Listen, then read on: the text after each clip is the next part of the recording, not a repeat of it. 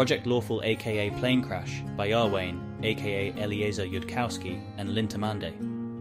Thread 1, Mad Investor Chaos and the Woman of Asmodeus. Episode 21.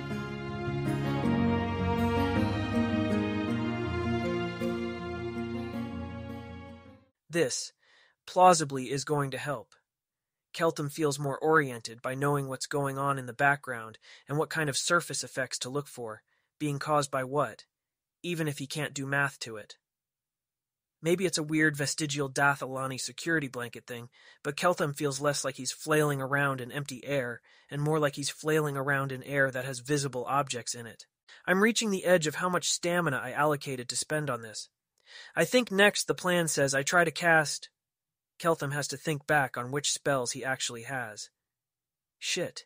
He didn't think to use Eagle's Splendor while interacting with Ulrilatha, which was almost certainly what that spell was for.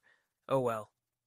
He can use the two spells, one of which is Eagle's Splendor, not as important here, and one of which is Owl's Wisdom.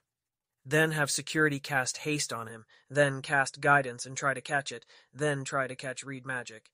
He thinks that was the plan they came up with this morning. Well, I get some spells cast on me and then try to catch my remaining cantrips. How long do Owl's Wisdom and Haste last, respectively? Owl's Wisdom is up to 2 minutes per caster circle, the girls chorus, distracted from their meaningful glaring at each other. And Haste is up to 2 rounds per caster circle. Right, so Owl's Wisdom first, then. Can somebody call in whoever's doing Haste before I do? And somebody please show me the gestures to catch Read Magic again.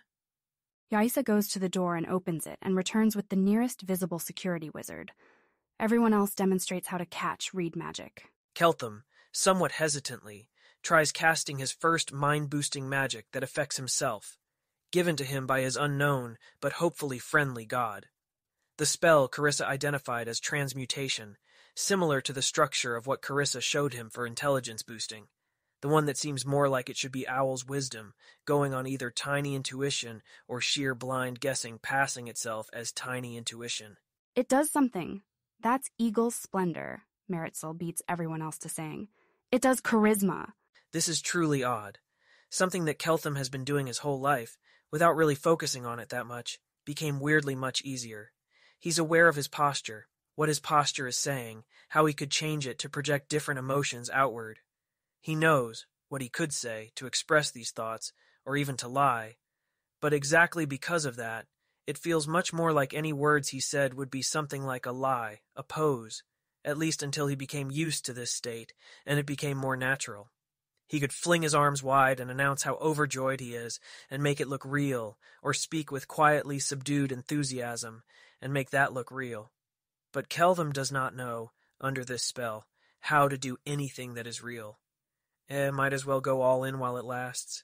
This is really rather odd, Keltham says with a more charming smile than any girl here, or indeed anyone in greater existence, has seen on his face before. But distracting from magic, I fear. I hope I am not taking too much of security's valuable time if I ask them to bide a short while before hasting me, until this wears off. No more than 8 minutes should it be, and maybe less.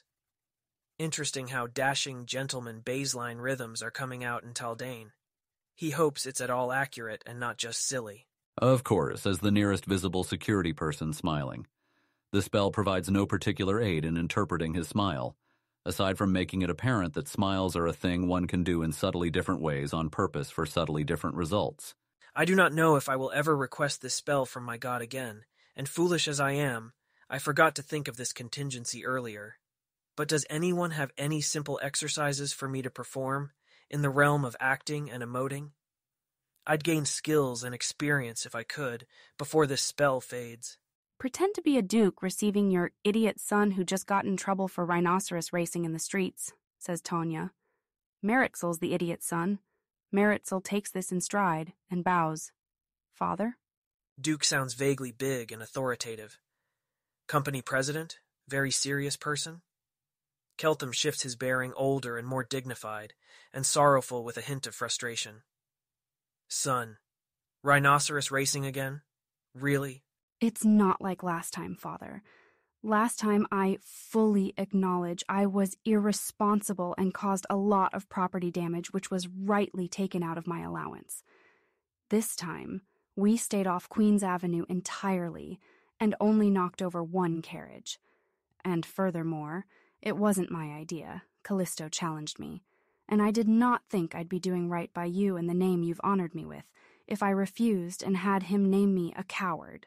Keltham's total ignorance of vast amounts of context is almost completely unable to interfere with his acting momentum.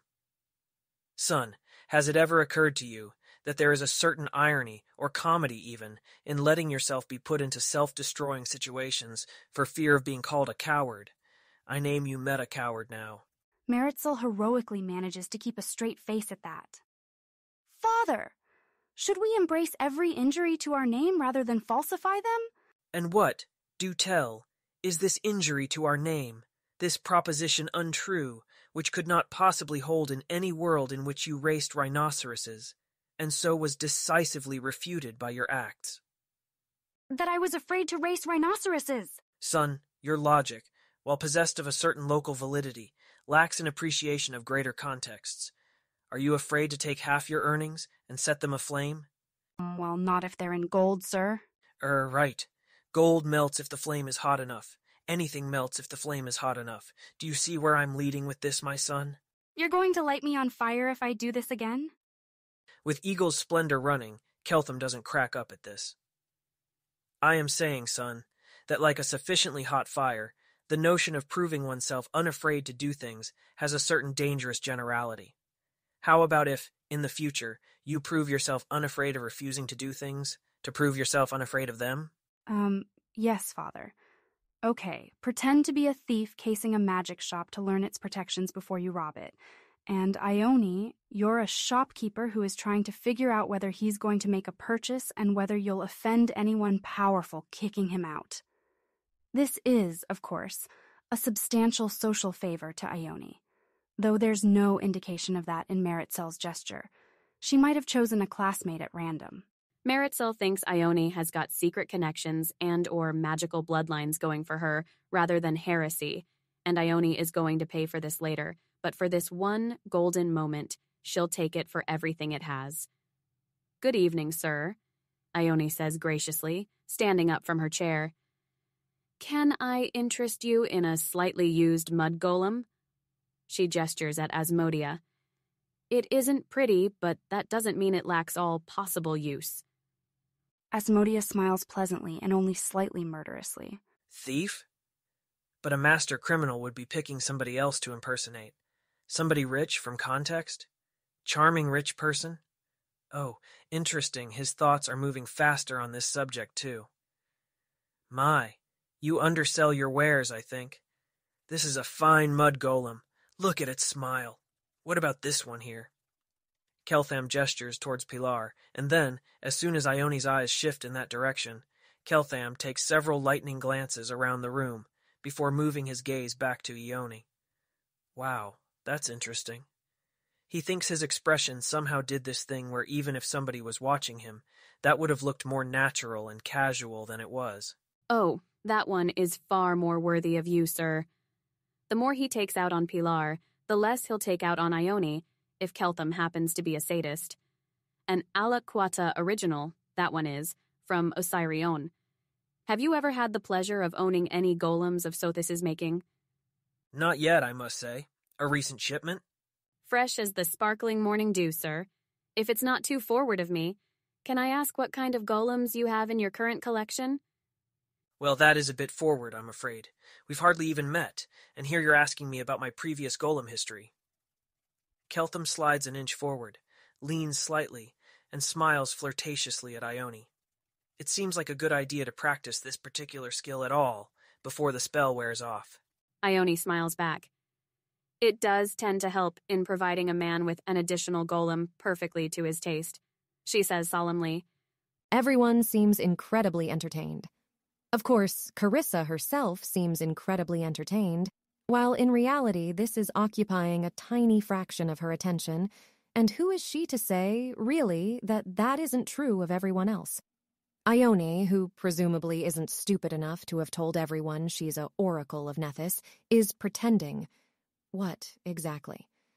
Something's up with an invisible assassin halfling who might or might not be watching this, and that sure is some distracting information to have. For that matter, maybe every single person here, except Keltham, who couldn't hide it, is having a day as interesting as Carissa's. The devil didn't promise the same offer, wasn't being extended to everyone in the room. Here she's been thinking she did something special, but maybe this is actually just the default outcome in a situation of as much interest to the gods as this one. While Ione and Keltham are flirting, she checks for illusions, which would be suggestive of whether anyone has been arrested and is being impersonated already. No one seems to be. A promising sign if they've all made it through the first day alive. Carissa hopes she is not called on for improv with Innueno and, relatedly, is not at all in the mood to go on a date tonight. An hour ago, she was all delighted about it, but now she does not want to beat Keltham at a challenge of sexual cleverness. She wants... What does she want? To burn in the purified flames of hell and emerge perfected. Well, that's kind of kinky. Keltham's very weirdly augmented social presentation skills are telling him that he's screwing up, faster than they're telling him how to fix it. The problem isn't in his body's execution of the orders his mind is sending, it's that his mind is sending bad orders. Ione may be acting interested for the sake of this skit, but in real life, well, he's not sure because everybody here is sort of hard to read, but in real life, Ione probably wouldn't be interested in the roguish gentleman template he picked up from some of his own previous LARPing. Even if that roguish gentleman template was being perfectly executed, and even if it didn't come across as a weird Dathilani trope that may not even exist here. Even if he's learning, he's probably learning the wrong thing right now. Keltham is used to this feeling. He knows that learning a new art often feels like screwing up, or even meta-screwing up the process of learning. It doesn't occur to him to be embarrassed about that happening in public. He clearly said that he was going into a learning and practice mode. Like, how would people here even know how to read if they'd never learned and practiced anything in the presence of another human being? He tries another couple of flirting exchanges, makes no headway on the problem of getting Ione to admit when she's getting off work and leaving her workshop open to robbery, and then gives up. This scenario isn't working for me. Can we switch again? Keltham says, with more calm and confidence than that statement even warranted. I'm trying to hire some adventurers to clean the rats out of my garden, Asmodeus says, and you're all desperate to impress me with your qualifications. I fought a dragon once, says Carissa instantly. Well, I was there while some people fought a dragon, pseudo-dragon, but still.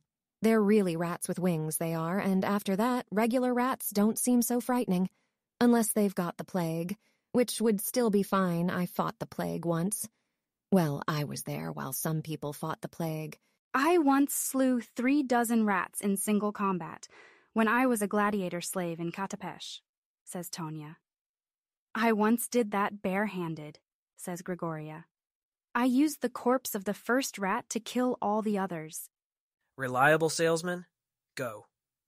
I've solved over 5,000 garden rat problems exactly like yours over just the past 10 days, Keltham says.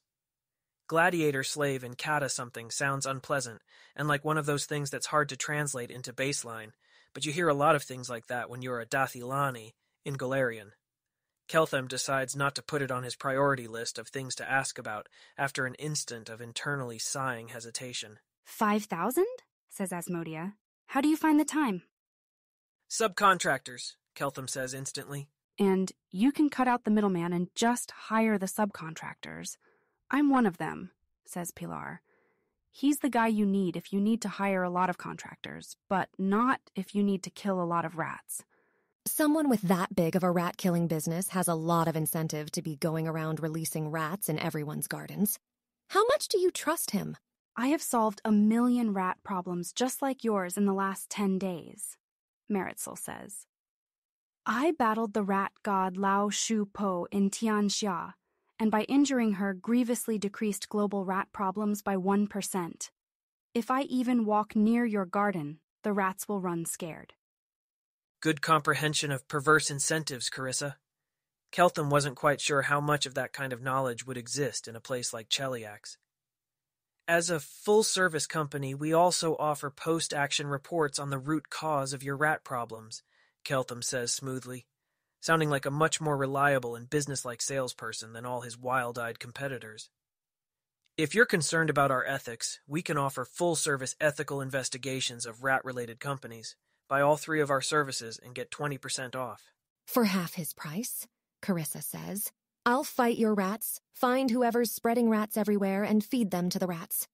What if it's the rats that are spreading rats everywhere? Asmodeus asks skeptically. Well, I'll feed the rats to the other rats in a rat pit of cannibalistic death and sell tickets and split the profits with you. My competitors talk a good game, but have you considered that they might actually be rats wearing clever disguises? For a rat extermination job, you want to hire a rat.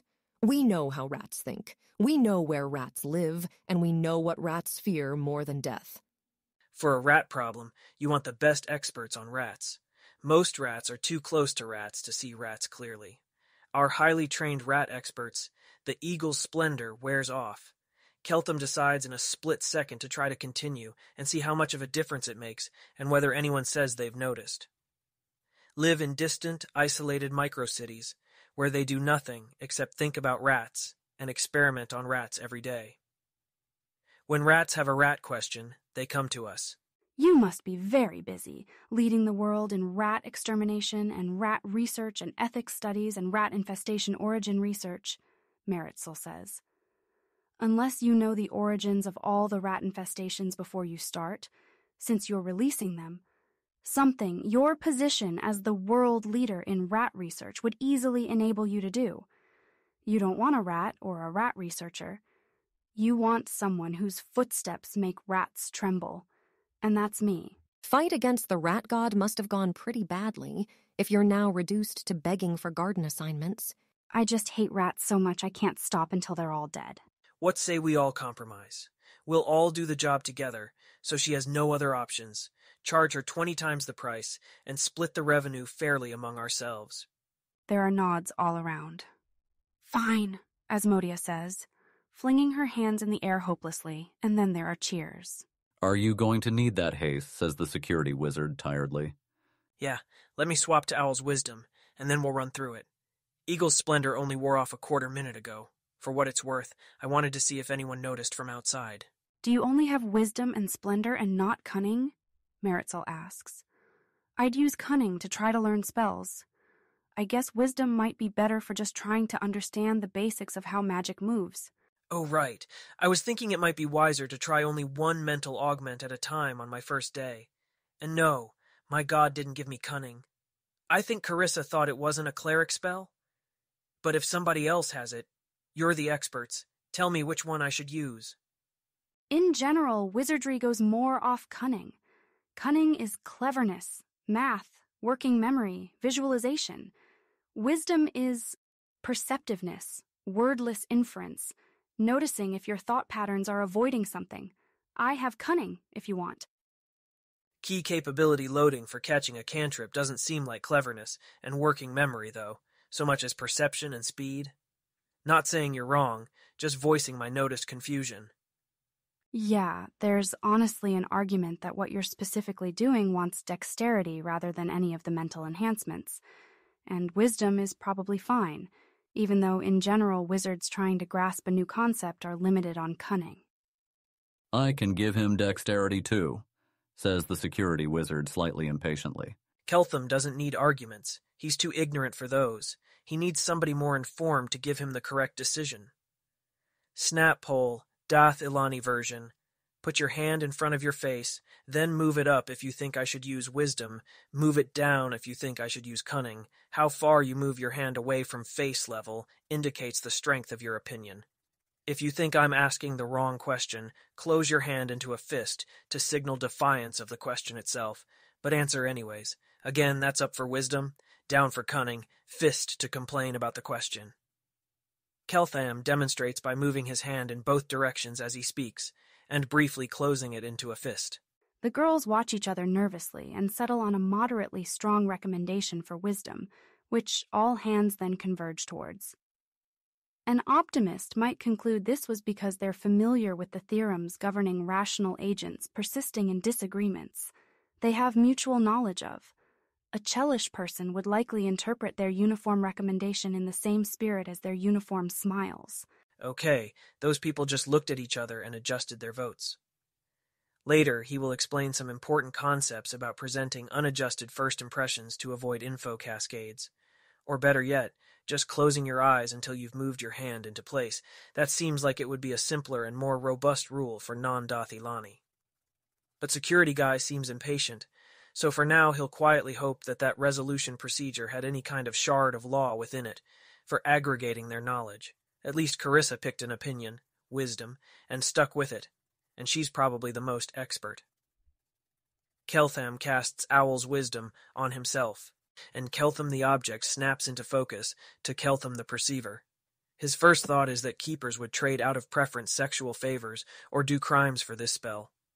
His second thought is that there's so many thoughts he hasn't been thinking in the last day. His third thought is that this is a mind-affecting drug, one making him think that he can think better, and promising epiphanies, even if the rest of his mental processing isn't degraded. There are protocols trained for being hit by mind-affecting drugs like that, which you're supposed to follow even if it seems like you have better ideas for things to do while you're on the mind-affecting drug. It takes an additional effort and self-surety for Keltham to override that very trained and solemnly advised protocol, even temporarily. But he can see, even more clearly than he could at other times, that it would be stupid to follow standard protocol and run out of this room immediately. He knows he's more awake right now, and it doesn't matter how many people think they're becoming super awake as they fall asleep and into madness. He can tell the difference. He still needs to cast his spells, and then leave this room of untrusted others. These are rules that derive strength from their unconditionality. There is some real sense in which even an extremely well-justified exception to them is breaking or bending a piece of the algorithm that would work better for other people the more unconditional it is, and those people should remember the same thing about that algorithm. That's even leaving aside where part of his reason for violating these hard and fast rules about behaving under conditions of mental oddity is that he died in a plane crash and has been in a magical world for the last day, which isn't the sort of epistemic state that he's wasting time. It's up. Dexterity, haste. The wizard casts those dexterity first and then haste. Keltham casts guidance on himself. He tries to catch that cantrip too, just in case he can. Yep. Then it's kind of sitting in his hand, a little fragile. Now you kind of tuck it away like you're spinning it so it's all in some other dimension, Carissa says quickly. Aided by Owl's wisdom, Keltham is already over the shock of getting that far, and trying to finish what he saw others doing earlier with his greater detect magic. The spell folds tidily away, intact. Practice until the boosts run out, so he can catch cantrips in the future, or until he fails enough to be out of cantrips, or he needs to take the last of the Owl's wisdom to truly think, is the obvious course here. So Keltham tries his read magic, using the boost from guidance. And catches it. His harem is cheering, though mostly silently so as not to be distracting. Guidance again. He catches the spell the next 4 times, and by then can feel that it's starting to enter muscle memory. No longer something that without a bunch of reflex enhancement he'd be desperately struggling to do. He'll start trying to cast Detect Magic using the guidance boosts. Detect Magic and Guidance are the 2 cantrips he's plausibly going to need over and over and over. He manages it 3 times in a row before on the 4th the window slams. Security Guy steps between it and Keltham casting something, and Detect Magic slips away in Keltham's instant of distraction. Keltham looks at the window to see if this is a room evacuating issue. Some of what his students said about corn failure modes leaping awfully to mind. He'll also try to hold his concentration on Detect Magic, if possible. There are a bunch of overlapping spells on the window, but nothing observably entering through it. There is a dead bird on the ground outside the window. Most likely, Security Guy says without moving, it's just a regular dead bird that the Forbiddens picked off, of which there have been dozens in the last half hour. We have a team checking it out, though. Keltham goes back to practicing at once. He will continue casting guidance and using it to boost its own next cast until haste runs out, or catching fails, then practice more read magic without guidance until another minute of that passes, or catching read magic fails. He doesn't fail at guidance before haste runs out. He manages 6 of read magic without guidance before losing it. This was a great success, everyone, and with any luck I can start looking more at how magic works tomorrow, once I can watch magic happening. Right now, though, I think I should quickly go off by myself and think for a few remaining minutes before the owl's wisdom runs out, and do that right away. See you possibly at dinner. Keltham is grabbing a couple of sheets of paper and a writing implement even as he speaks. No one interferes with him. Keltham moves out of the room even faster than he usually would, thanks to Kat's grace, also still in effect. "See you later," says Carissa, who is officially the person with the rights to that line tonight, as he reaches the door. Indeed. And then he's out of the library and speeds up again, on the lookout for an apparently quiet and deserted, unoccupied room on the way to his assigned bedroom. He'd rather not spend remaining spell time to reach his assigned bedroom. But he'll go all the way to his bedroom if he doesn't see anywhere that looks appropriate for meditation. And also he's already started thinking. Standard procedure for dealing with a mind-affecting drug that claims to produce useful insights is to write down the insights and see how much sense they still make after the drug wears off. While that's going on, you don't let people who aren't keeper-trained and keeper-oath-bound talk to you. You especially don't talk to people you don't trust. An awful lot. You double especially don't talk to whoever talked you into using the drug or maybe subtly guided you down a path that ended with that decision. There are known drugs that seem to have an effect of permanently relaxing your priors about whatever somebody says to you while you're on drugs, which in Dath Ilani terms is something like a date, rape of the soul. Keltham has had drugs that mimic the more innocuous effects that go along with those, and Owl's wisdom is absolutely nothing like them, but still. All of this is, in any case, advice you'd only need in the first place if you went to a shop of ill-advised consumer goods, or if a criminal dosed you. Dathilan does not recognize any uses of lysergic acid diethylamide, dimethyltryptamine or psilocybin within the mainstream of well-advised consumer goods. They don't do anything useful that can't be done by a high-ranking keeper just talking at you. The room right across from the library appears to be some kind of administrative staging area, but the room after that, some kind of antechamber, is empty. Keltham ducks in and starts writing. Translation spells are a thing, and he's not sure how that interacts with cracking the kitty's substitution cipher he has memorized for writing non-readable notes to himself in RPGs and so on. Instead, he's going to write down some cultural references from his homeworld and hope that there's no version of a cultural translation spell that reads through those. Darmok and Jalad at Tanagra, as it were.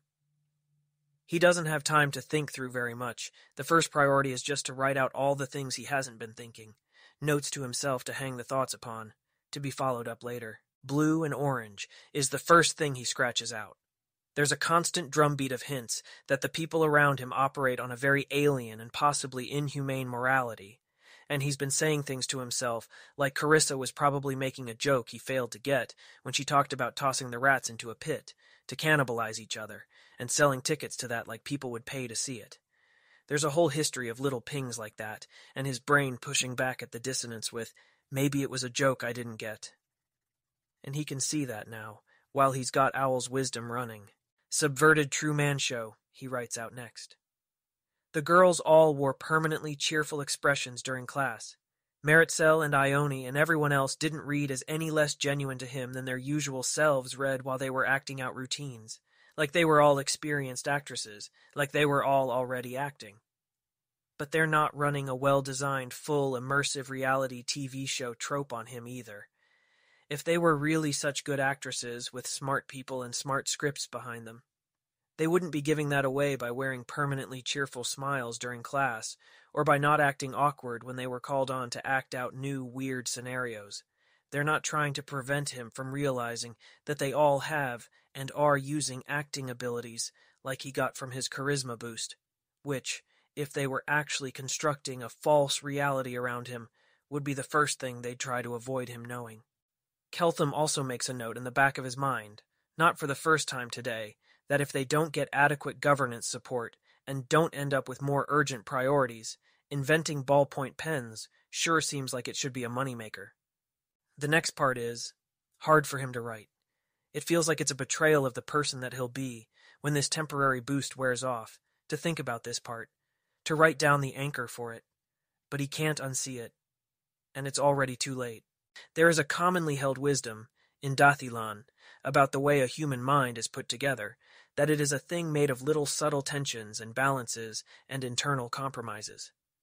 The human mind being the limited thing that it is, these balances form around your current level of ability to see into yourself and see the implications of what you already know, or not see them, as the case may be. The reason why not everybody runs off to learn all they can from keepers, the reason why not everyone asks a keeper to tell them all the answers about themselves, is that this would bring parts of themselves into conflict that were previously living in a more agreeable truce of ignorance. You might not survive as yourself if you could see yourself. Those who say, that which can be destroyed by the truth should be, may continue to walk the path from there. But not uncommonly, even somebody who sets out along that path turns back at some point and well short of becoming a keeper. It's not a trivial price, higher for some than others, and there is varying willingness to pay.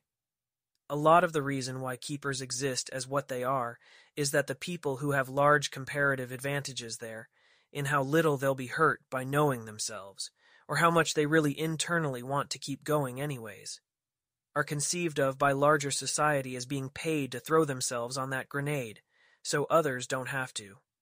And if, to some keepers, it doesn't feel like much of a grenade at all, they understand that their case is not typical, and are grateful for winning the comparative advantage lottery. Going up by 2 local standard deviations in whatever it is that Owl's wisdom enhances is something that the current structures of Keltham's personality were never built to withstand. He knows from up here, because he couldn't stop himself from glancing in that direction, that in Dath Ilan he would never have had his 144 children. He would have tried to be special, and failed, and been sad, and then maybe gotten an ordinary +0, 8 SD job, and either paid for a child out of that, or decided he was too strange and unhappy to have one. It's not considered necessary for somebody Keltham's age to go and pay a keeper to tell them exactly what the probabilities are about something like that. It's not so much that people are encouraged to lie to themselves, reality forbid, but that people are told it's okay for them not to shove themselves as hard as possible down the pathway that will dissolve the mistakes their current personality is built out of. That's what keepers are for. They do it so that not everybody else has to. There are grown-ups around in civilization who can and will speak up if the people less mature are about to make some terrible mistake out of their blindness.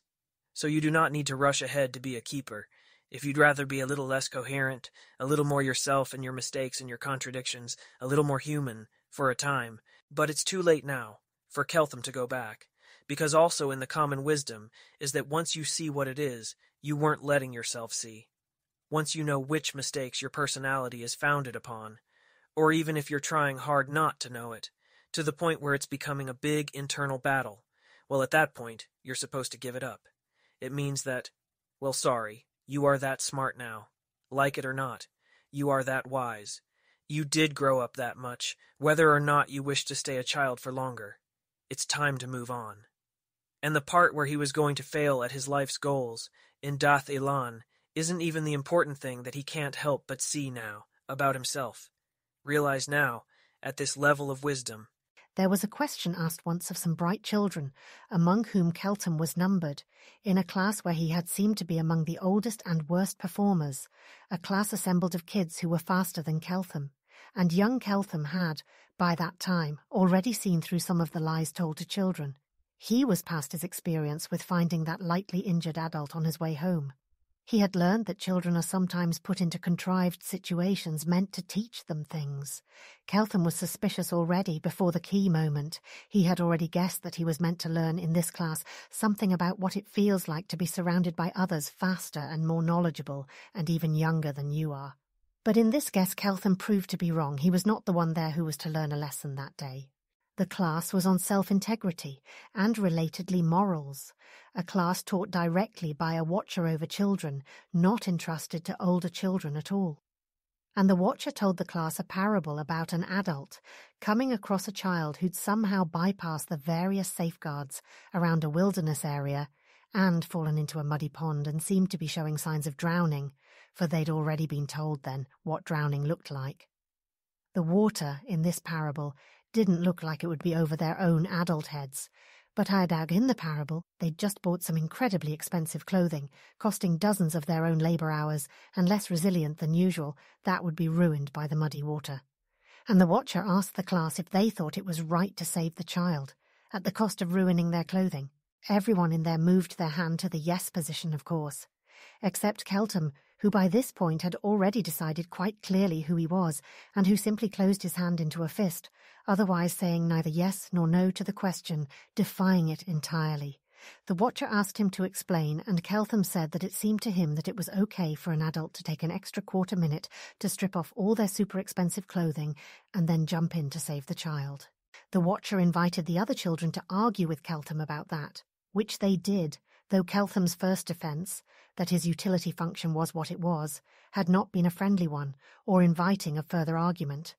But they did eventually convince Keltham that, especially if you weren't sure you could call in other help, or get attention or successfully drag the child's body towards help, if that child actually did drown, meaning the child's true life was at stake, then it would make sense to jump in right away, not take the extra risk of waiting another quarter minute to strip off your clothes and bill the child's parents' insurance for the cost. Or at least that was where Keltham shifted his position, in the face of that argumentative pressure. Some kids at that point questioned the watcher about this actually being a pretty good point, and why wouldn't anyone just bill the child's parents' insurance? To which the watcher asked them to consider hypothetically the case where insurance refused to pay out in cases like that, because it would be too easy for people to set up accidents, letting them bill insurances. Not that this precaution had proven to be necessary in real life, of course. But the watcher asked them to consider the least convenient possible world, where insurance companies, and even parents, did need to reason like that, because there'd proven to be too many master criminals setting up children at risk of true death from drowning accidents that they could apparently avert and claim bounties on. Well, said Keltham, in that case, he was going right back to taking another 15 seconds to strip off his super expensive clothes, if the child didn't look like it was literally right about to drown. And if society didn't like that, it was society's job to solve that thing with the master criminals. Though he'd maybe modify that if they were in a possible true death situation, because a true life is worth a huge number of labour hours, and that part did feel like some bit of decision theory would say that everyone would be wealthier if everyone would sacrifice small amounts of wealth to save huge amounts of somebody else's wealth, if that happened unpredictably to people, and if society was also that incompetent at setting up proper reimbursements. Though if it was like that in real life instead of the least convenient possible world, it would mean that civilization was terrible at coordination, and it was time to overthrow governance and start over.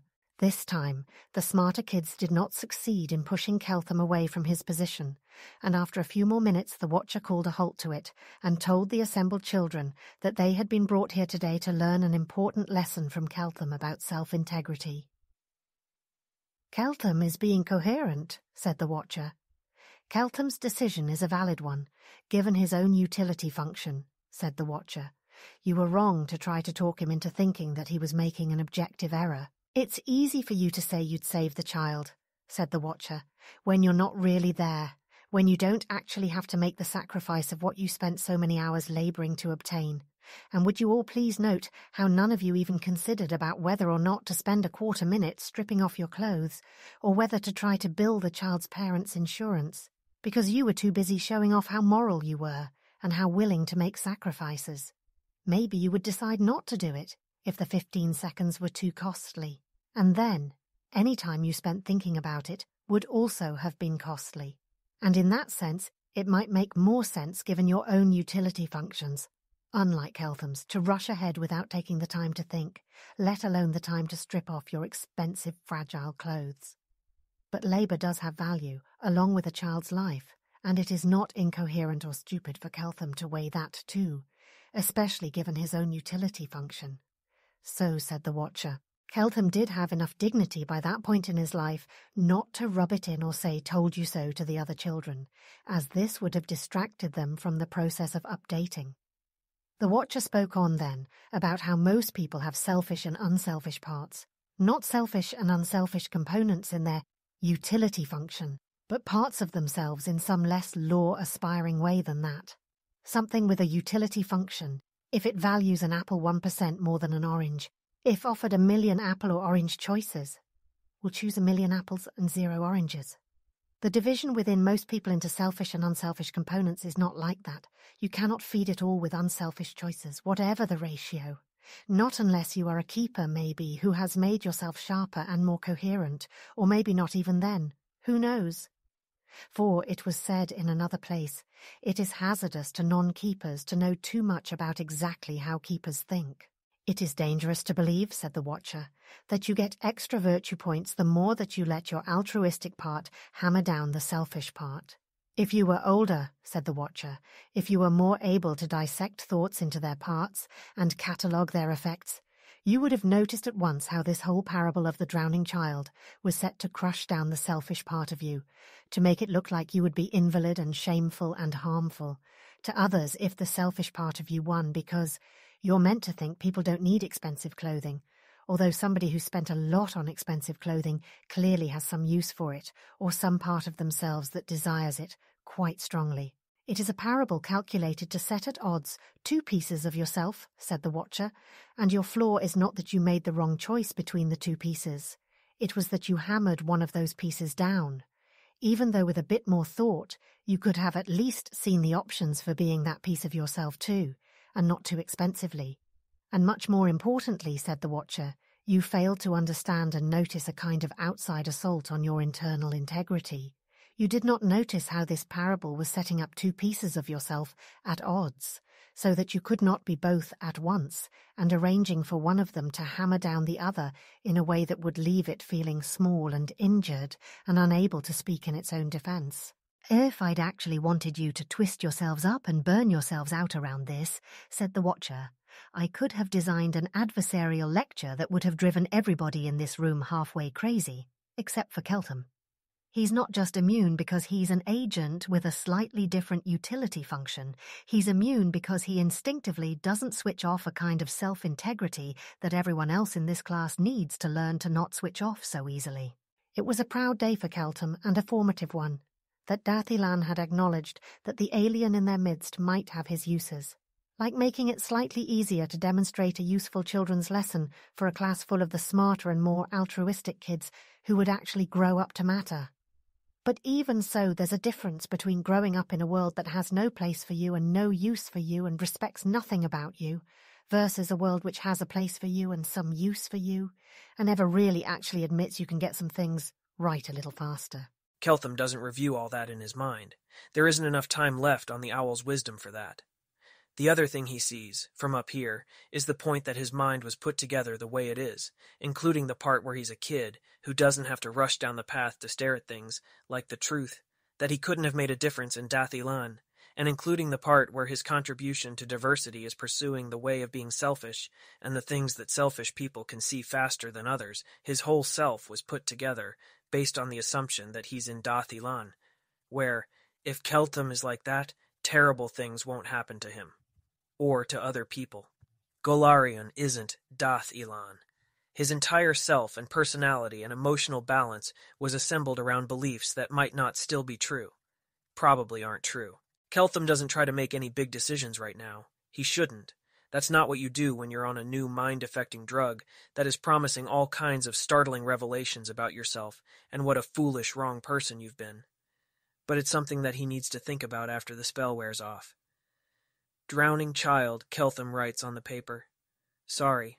The spell doesn't wear off immediately after he writes it, because reality isn't dramatic like that. He spends the remaining time looking around himself for other hidden thoughts instead, because that is the sensible thing to do. And when your wisdom goes up by 2 local standard deviations, doing the sensible thing has a greater intuitive force because you can actually see how it is sensible and why. And then the spell wears off. He spends a while just breathing evenly, trying to absorb the full force of the blow he's taken, which is also a recommended procedure. Flowers for mouse, he thinks, and doesn't bother to write it on the paper because it's not a message from the wiser Keltham, and he doesn't even really feel that way. It's just his brain completing a cliché. They also say you're not supposed to throw away and revise your entire personality at once. And he is still himself. He is still Keltham. He is not an average Dathilani carrying out a LARP assignment of being more selfish than average. He is actually the person who didn't need to be taught self-integrity and who wanted to be paid for helping somebody else. If he decides to change things, it will have to be built around who Keltham is, a person who is not an average Dathilani. And an average Dathilani would have to make changes too, if they were here. Only a keeper is supposed to be built out of pure, sharp, coherent abstractions that could walk from one world to another and not need to change their clothes along the way. The part of himself that's terrified he's going to suddenly admit that everything he holds dear was a factual mistake and turn himself into an average Dathilani in Dathilan is probably right to be terrified in some ways, because in many particular dimensions, that's a kind of decision that his wiser self left open as a possibility. And he can't unsee or unremember things he should have been too young and stupid to see. But he is not supposed to turn into an average Dathilani in Dathilan. He needs to be Keltham and Galarian. Why didn't they warn him? Because people in Galarian get Owl's wisdom cast on them once every 6 months, and they've never experienced what it's like to have gone your whole life without Owl's wisdom. Somehow Keltham doesn't think that's it. It's a piece of something wrong. Something he doesn't know, something he believes that's false, about this entire situation, this entire world. People not quite behaving like obvious models say they should, or they just have so little internal stuff that is actually powered by self-reflection that not very much happens to them when they suddenly get amplified reflection. No, that also feels like one of those weird excuses that Keltham was coming up with inside, to dismiss puzzle pieces. Keltham does feel annoyed, on some level, injured even, that there weren't more warning signs. He thought he was getting a perception boost, or maybe the equivalent of +0. 1 SD at some innate mental quality, not this. Or, well, no, he didn't have that much of a model. He didn't really think about it at all. He didn't ask, because he was still mentally living in a world where everything that can hit you really hard has a clearly attached warning sign that civilization put there. But it's also not the sort of thing that you should just allow to happen if you are running a massive complicated scam on the alien visitor. Unless you figure that you can't really stop him from casting Owl's wisdom on himself, so you might as well just let it happen. They could have told him it would only last 10 seconds, and then sneakily hit him with a dispel magic. He knows that's a standard magic. It was in the books. Keltham can feel that he's thinking little dissonant pieces of thoughts grinding against themselves, and he knows that if he had Owl's wisdom back, he would be able to see how and why they were grinding against themselves and sort them out much more easily. Maybe if he casts this spell on himself once per day, and practices thinking the way he practiced cantrips, he'll be able to, well, turn into a more keeper-like version of himself. If he wants that. Well, no, he's pretty sure he doesn't want that, if he chooses it anyways. There is something dangerous, Keltham thinks, about having a sense of perspective if too much of it comes on too quickly. There is seeing yourself, and the shadow of everything you've done, from the perspective where it is smaller and stupider, even the parts of you that provided all of your drive and your will and your sense of enjoyment in life. Maybe not as ill things in themselves, but arranged stupidly, and with no better way to arrange them being obvious, as yet, because you were only wiser for something less than 8 minutes, of which you spent half that time practicing spellcasting. He is not looking forwards as much to his date with Carissa tonight as he was an hour ago, because he's looked back and reflected on himself, and on the whole headlong rush forwards that is a defining quality of mad investor chaos. And now he is, in fact, thinking questioning thoughts about whether it is really in his own long-term self-interest. Or yes, the interest of a bunch of drowning children that he does care about literally at all, even if he wants to be paid for saving them. For him to prioritize having sex with his research harem as one of his top goals on his second day in another universe. Should he actually be hesitant about that? It doesn't make sense, does it? He should not, in the face of this shock, have suddenly turned into a standard Dathilani. He is still himself. He should still have the parts of himself that are hyped for a date with Carissa. Being hit with a temporary spell should not have changed those internal parts. And if now his self is in a weird internal state of strife that prevents him from ever having any fun again, then he is pretty sure a keeper would tell him that this is not the optimal way to get smashed and rearranged by a temporary reflectivity-increasing mind-affecting drug. There's a lot to be said for trying to snap out of this and go back to his normal, and then only change one piece of himself at a time from there, in response to new facts about Galerion as he actually learns them, because Keltham has not pre-cached any other sensibly configured ways to be. That sounds to Keltham like the sort of standard advice that a keeper would give you about what to do if you've had an overly large epiphany, especially one induced by a temporary state of perception you can't go back and access again. Keltham continues to sit and think for a time.